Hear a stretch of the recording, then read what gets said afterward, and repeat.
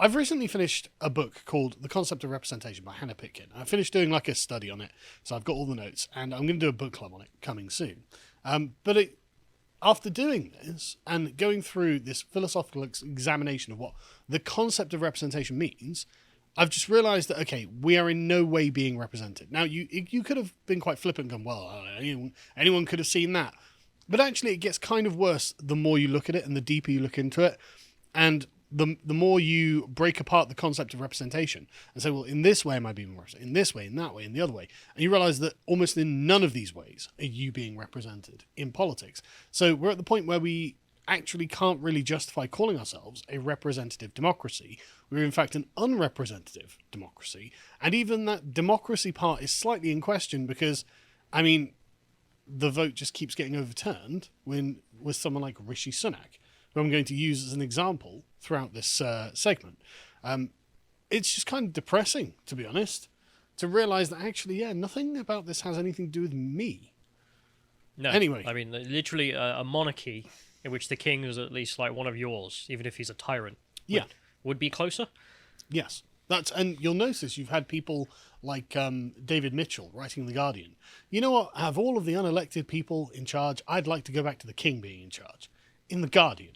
David Mitchell. It's because he's English. It's because he's English, and because he would feel more represented by King Charles. And I think a lot of people actually would. You saw the bump in his popularity when he became king. It's like, it's weird. Like, Parliament is super unpopular, and for good reason. And anyway, so before we go on, go and check out this hangout Callum and I did about Europe's only indigenous people, who are the Sami. There are no other indigenous people in Europe. Foreign invaders of northern Scandinavia are the only indigenous people. Who could possibly need representation in Europe? Because there's just simply no indigenous population here at all. Anyway, so let's begin with this picture. And this picture's been doing the rounds, and just look at it. Just look at it. Look at how happy Rishi Sunak is telling his story. Justin Trudeau and his boss, Klaus Schwab. I mean, this is at the G20 summit. What's Klaus Schwab doing there? You know why he's there. I know why he's there, but I want people to articulate to themselves why. Why is this guy who's never been elected to any office at a meeting of 20 world leaders? It's because there's no world government summits or anything, Carl. There's nothing like that going on. Exactly. He is unironically there because he, for example, is penetrating the Canadian government with Justin Trudeau and the New Zealand government with Jacinda Ardern and various others. And the Dutch and the Argentinian. And all these others, right? He's got like a Pokemon card list. Exactly. And just look at them. Just look at them. What's the badge for? Who knows? Someone figured that one out? In what way do you feel that any of these people represent you or your interests? Exactly. You've got no connection to them whatsoever. Yeah, me and Schwab have so much in common. But who does Rishi speak for? Schwab. Who does he make present with his presence? Because this is what the word representation means. So just as a quick history, in the English-speaking language of how representation came to be used in a political sense, originally, representation in the early Middle Ages would be used for art. I will represent in my drawing of an apple, as in to represent something that is absent. So to take something that you know is not there and to figuratively, but not literally, make it present and act, to give an impression of the thing, right? And so, okay, it makes sense in art. And then in the church, they would say that the Pope and the cardinals represent Christ and his apostles on the earth. And so then you've got the kind of abstract representation, but they're not necessarily acting for. It's almost like a theatre play, right? And that's another way that it was used, is to represent a set of events. And it was only in the 17th century, leading up to the English Civil War, that Parliament had eventually come to become considered to be a representative body, as in the collection of knights and burgesses from around the nation were brought to the Parliament initially to answer the king's summons, so he could be like, I'm taxing you, I'm taxing you, I'm taxing you. And they would have to take this information back to their constituencies or their communities. And eventually it became apparent that, hang on, we can use this mechanism to send messages to the king through the knight or the burgess who is going on our behalf. And eventually the parliamentarians started calling themselves members of parliament and gained a kind of class consciousness about, hang on a second, that means we could collectively say no. And we're a recreation of the entire nation.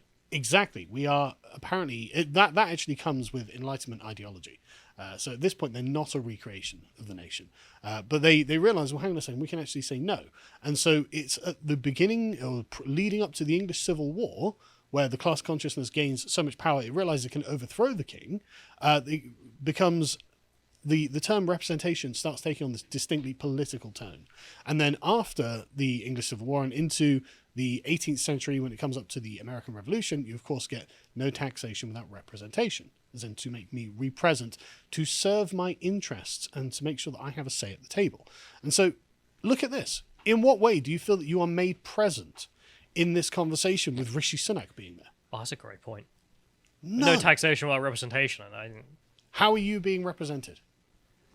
In no way at all, right? And this is why I went and did this book. 'Cause you hear the term representation being thrown around all the time by leftists, but no one ever takes the time to explain what representation actually means. This is why this book club on it will be useful, right? So let's begin with Rishi Sunak, right? He is the MP for Richmond, North Yorkshire. That's why he speaks with a Yorkshire accent. Yeah, that's right. According to the He don't. no, yeah, for anyone who's know. wondering, he does. He is not very representative. Love will economic forum. Because there are lots of different ways of addressing representation, right? So first of all, you've got formal representation, which is this is a kind of Thomas Hobbes sense, as in the absolute sovereign represents the entire nation and everything within it, at all times and all places. It's like, yeah, so there's a kind of formal political representation that he's at the top of a hierarchy of power. Okay, well, that's true in a way, but that doesn't really say anything, and it doesn't mean that the person doing the representing has any obligations to the people below them. They don't do anything. I do whether you like it or not, is what Thomas Hobbes is saying. And then you've got another type, which is kind of descriptive representation, as in he appears to be something, like a sample of that thing. So if I'm like, right, get me an apple, and you get me an apple, right, this apple is representative of most apples, yeah, it will be. It'll be an apple, right? Then you've got other ways. You've got substantive representation. So the person is acting in your interests. So they don't have to look like you or even have any particular formal qualifications or authority. But if there's someone who's acting in your interests, as in what you would do if you were there... Your lawyer. Your lawyer, exactly. An attorney, a representative in some way like that, exactly. And that particular brand comes from the legal system. And then you've got symbolic representation, as in waving a flag. Didn't see any British flag on Rishi there, did you? Didn't see any symbolic representation going on there, So anyway. He's wearing a badge for someone. Exactly. Don't know what it was though, right? So anyway, going on to Richmond, North Yorkshire, right? So in the 2011 census, the 2021 census is partially out, and we'll get into it in a minute, right? So in 2011, 95% of the population identified as white British, otherwise being English, right?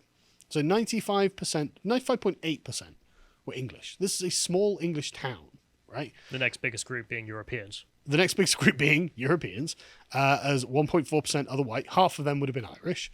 1.1% is Asian or Asian British, and 0.8% is Black, Afro-Caribbean, or Black British. Right, so descriptively, Rishi Sunak isn't really capable of representing Richmond, because descriptively, he doesn't look like the average Richmond man. It's a conversation we would have in any reverse situation, which is that you need where to have... Where the diversity representation? Yes. But in the reverse, the conversation cannot be had. Where's the majority representation is the question, right? And Richmond is, of course, an incredibly old constituency, right? The reason that Rishi Sunak is in Richmond, parachuted in... Well, his family goes back to the 1850s, don't they? Anglo-Indians? No, they... No? Well, we'll get to it in a minute, actually. No, I mean in Yorkshire. No, not in Yorkshire, no. He doesn't go back to any amount of time in Yorkshire. But this borough first started voting Conservative in 1886, and they've held it continuously since 1929. And Rishi got 63% of the vote in the last election. So it's the safest of safe seats for Conservatives, right? And so if we go to 2021... Him getting the vote there almost means nothing. Like, you could put John Fetterman there with a Conservative beret. Yeah, if we can go to you could. You absolutely could. It literally, the population there just unthinkingly vote for the Conservative Party. And they just always have and probably always will because they're retards. But if you go to the next one, I think it's the next one, the foreign-born population, John, if you can go to the next one.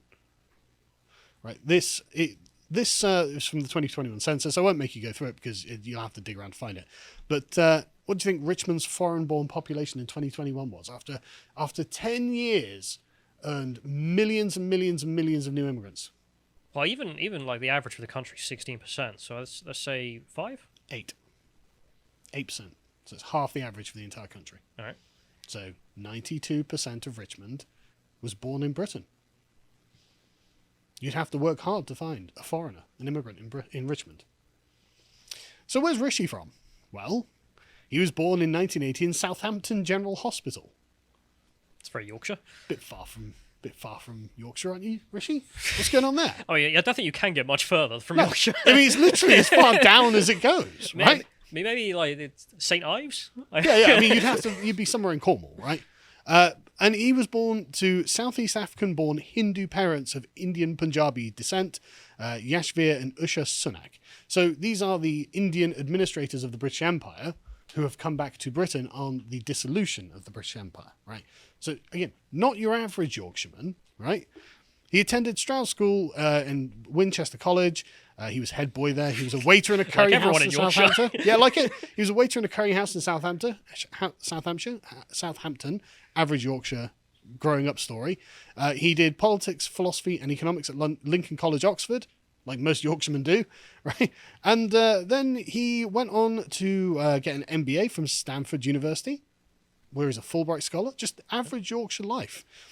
Right. His paternal grandfather was from Gujranwala, which is in present-day Pakistan, whereas maternal grandfather was from Ludhiana. Both cities at the time were in Punjab province, British India, and then part of Greater Yorkshire, I hear. Yeah, part of Greater Yorkshire, yeah. And his father was born and raised in the colony and protectorate of Kenya as a general GP in the NHS. His mum was a pharmacist and owned a pharmacy in Southampton. And has a degree from Aston University, so just average Yorkshireman. Chat's just going #just Yorkshire things. Yeah, just typical Yorkshire things. And so, okay, so descriptively, he doesn't really fit the description of an average Yorkshireman. But I mean, maybe there are other ways that he could represent them. Maybe he's similar in income, perhaps. Maybe the average Yorkshire income is something like 700 million a year. Who knows? Well, I mean, actually, we can look it up, and it turns out it's 27,000 a year, which is slightly above average, actually. Damn, I had delusions. Yeah, and so, I mean, you've got that. And you go to Rishi Sunak's net worth. It's reportedly £730 million as of 2022, because, for lots of reasons, actually, but partially because he married the daughter of an Indian billionaire called Narayana Murthy, who's an Indian tech billionaire. So, average Yorkshire things, just what you do in Yorkshire. They also own a 6-story holiday apartment in California worth $7 million. Like everyone in Yorkshire. Like most people in Yorkshire, yeah. And, of course, he gets £150,000 a year as an MP and Chancellor.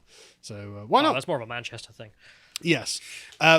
So typical, right? And then after he went to Stanford, he came back to the UK, worked as an analyst for Goldman Sachs. Typical, just small town job.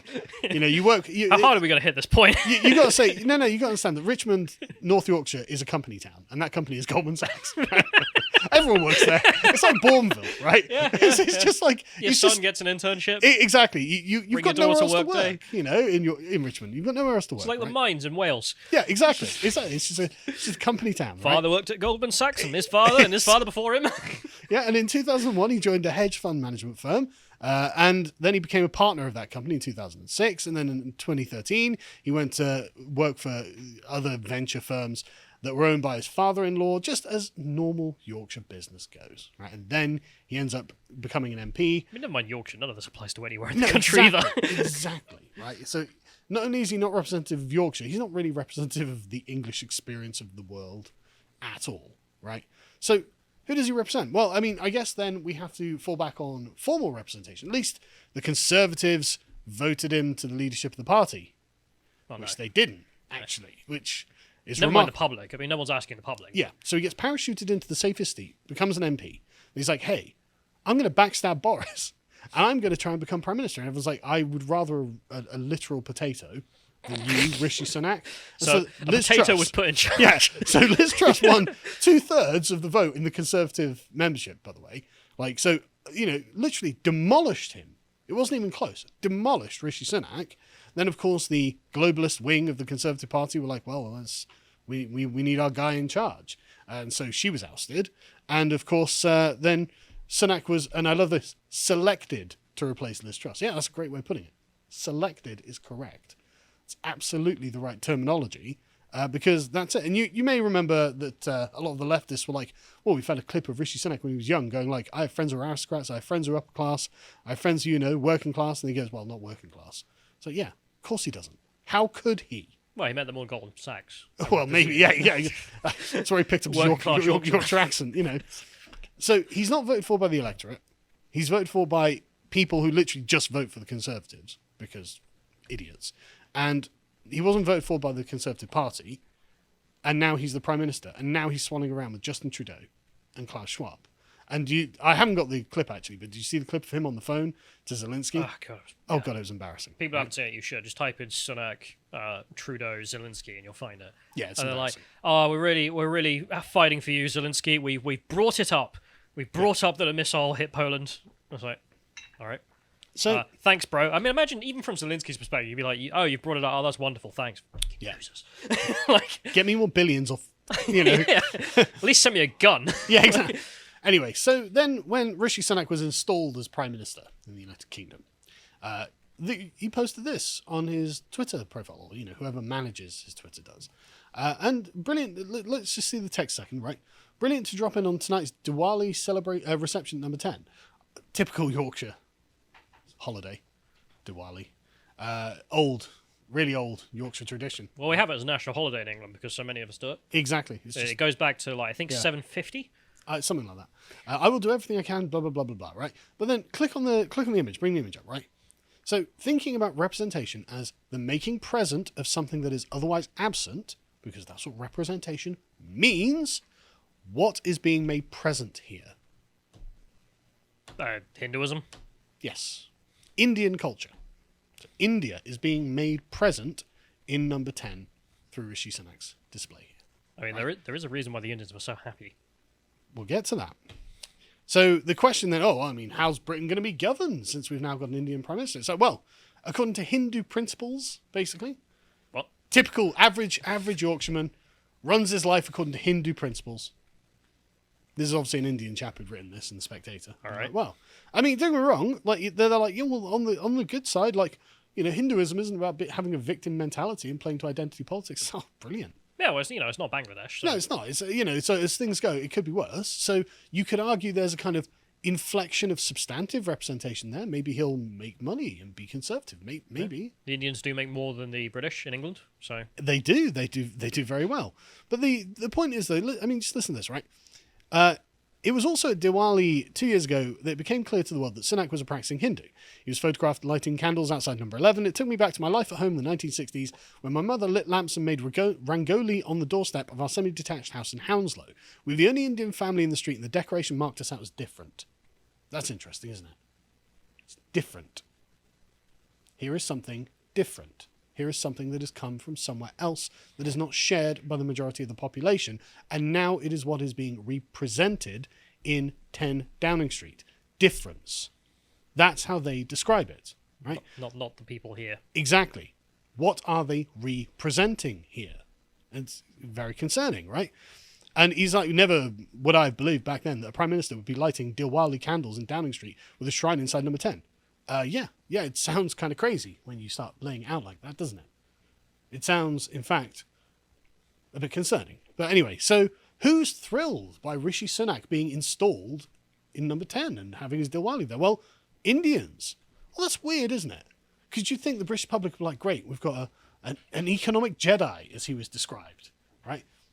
I'm not even joking, he was described that way by the Times, I think it was, when... The regime calls itself good. Yeah, exactly. Right. But you think the British public are like, okay, great. But no, it's the Indians that are thrilled, right?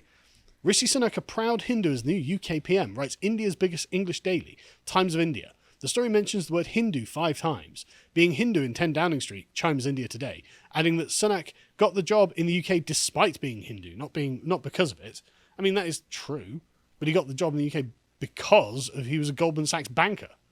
Like, that's the reason he's got the job. He wasn't voted for. It wasn't the British public like, yeah, we're really tolerant. We're going to vote for the Indian guy. Because, I mean, I think they would do that, actually, to be honest. If the right candidate came along who was Indian, it was just like, yeah, no, we're going to make Britain great. Well, if you would represent Yeah. the British interests. Exactly. By the way, I'm Hindu. Yeah, I don't care. yeah, but I love Britain and I'm going to make Britain amazing. I'd be like, okay, great. You know, it'd be literally like the Priti Patel sort of, what's her face?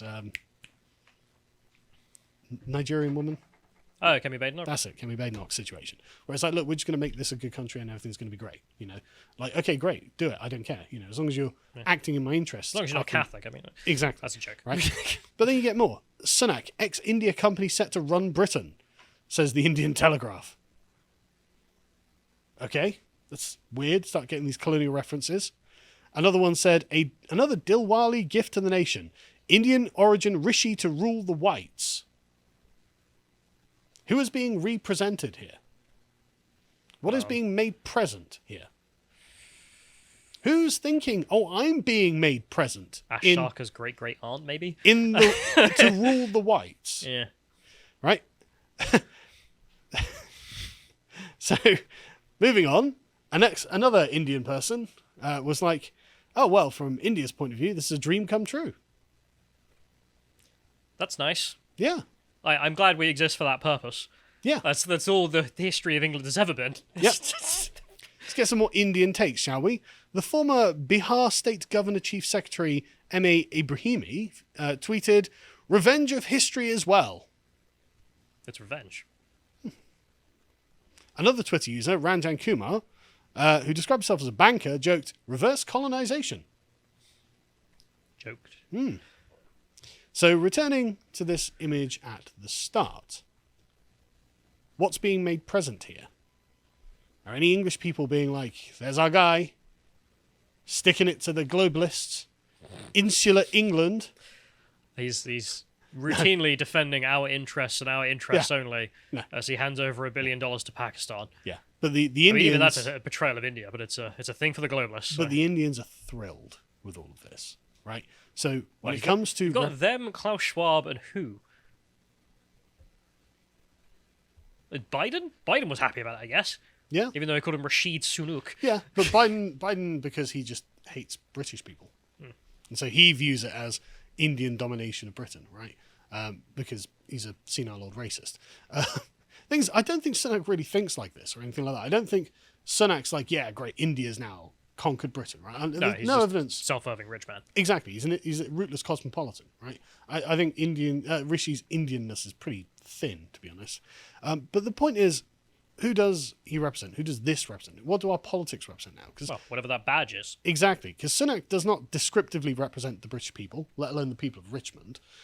He doesn't look like them. He doesn't live like them. He doesn't believe like them. You know, he doesn't even interested in their interests. He doesn't know any of them. I don't know any working class people. God, you know, like his mansion. He's got one mansion in Yorkshire, one in London, and one in America. And the one in Yorkshire has a huge swimming pool that's heated 24/7. Just like most Yorkshire people. Most people can't are really struggling to keep their heating on at all this winter. Don't be stupid. Yes. They've got 24-hour heated pools, those people in Yorkshire. They're all doing great. Dude, who's a swimming pool in Yorkshire? You have to be a lunatic. Well, that's why you need it 24 hours heated, don't you? Yeah, but imagine having a swimming pool in your backyard in Yorkshire. You are mad. No. But so he seemed... So when it comes to descriptive representation, what he is not like the average Yorkshireman or the average Englishman, really. So symbolically, what does he represent? Well, the Indians think he symbolically represents India. They very much took this as a symbolic representation of Indian power and dominance if their responses are anything to go by. Finally, an Indian is ruling the white man, quote. I mean, Kim Jong-un does unironically represent Koreans more than this dude represents us. Yes. In multiple ways, actually. And they have no democracy. That doesn't matter. No, you don't need a democracy to have representation. And as we're seeing, you can have a democracy and not have representation. And so the question then is, does he substantively represent the sort of insular British interests? I'm going to say no. You know, I don't think anyone would have voted for him to pal around with Trudeau and the WEF, raise taxes, increase immigration, all these other things that the Conservative Party have done that everyone hated. I don't see how they in any way substantively represent British interests. And so the most Sunak can do really is claim that he formally represents, because he is in the official position of Prime Minister. So there we go. If he's basically reduced to the lowest and thinnest kind of representation, which is Hobbes's representative in the absolute sovereign, who is because he is. And that's the only way in which he technically is the representative of Britain. But in no way does he really represent Britain. And so if you're feeling that we live in a representative democracy, well, I don't really agree, actually. We live in some kind of democracy, but it doesn't represent you, does it? If you appreciated that segment from the podcast of the Lotus Eaters, you can go to lotuseaters.com to get access to all the premium content we have on the site, such as the premium articles we do, this one on what use is the Department of Education, with an audio track for silver and gold tier members. If you'd like to find out what else we're putting out, you can follow us on Getter at lotuseaters_com on Getter. Thank you and goodbye.